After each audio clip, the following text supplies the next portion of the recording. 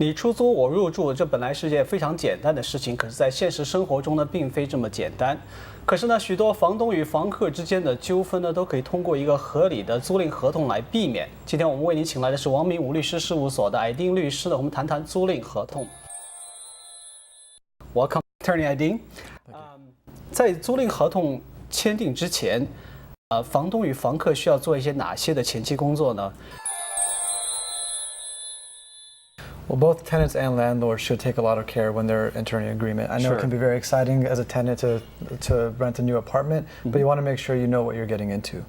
As a tenant, I would do a very thorough inspection of the unit, look around, make sure all the faucets, the sinks are working, that there's heat, if there's a heating unit, and make sure that everything is in order. If there are any issues with the apartment, you should bring these to the landlord's attention up front. As a landlord, I would do my due diligence on the tenant. You want to make sure you do a credit check. Many people like to do a background check on the tenant. You also want to check any references, speak to the previous landlord and make sure they made all of their payments on time. And you want to be upfront also with the tenant about your expectations, how they use the apartment, and how they use potential common spaces that might exist in the building. Now, I know that some people recommend that if you are renting from an apartment, for example, you can probably go to Yelp to look at the ratings of some of the issues people have in the past. Would you recommend people to do that? Doing internet research is extremely common nowadays, and it can't hurt to Google your potential tenant or your potential landlord to find out as much as you can.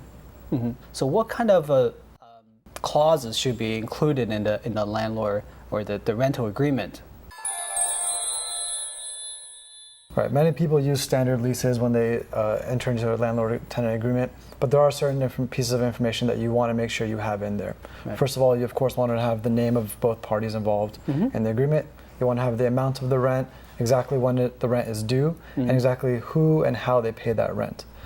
You also want to include the security deposit and what the security deposit includes. You want to include any late charges, and you also want to include things like, are pets allowed? If pets are allowed, is there an additional rent for that pet? And the same thing goes for parking spaces. What about parties? Can tenants have parties? It's very common for a lease agreement to also include quiet hours and the number of people that can stay, the duration of visitors that you can have, and you want to lay out all of that information as detailed as you can in the lease. And it should include the address, and if the payment is late, what kind of actions can the landlord take? You of course want to include the exact address of the location. You want to include any late fees that will be incurred and how those late fees will be charged, and you also want to include what utilities are included and how those utilities are charged and paid for. Now, what about clauses on how disputes should be resolved? It's also important to include an attorney fee provision to make sure that both parties know up front if there's a dispute and if you have to go to court, is one party going to be responsible for paying the other? Is one party responsible for paying the other party's attorney's fees? Now, does the agreement have to be notarized? The signature to be notarized, just to make sure it's official. Is that necessary? A notary is not always required in a residential lease. It is important, however, that you have the signatures and the dates, and that you provide both parties with copies of the lease. Okay. Well, thank you so much. Thank you.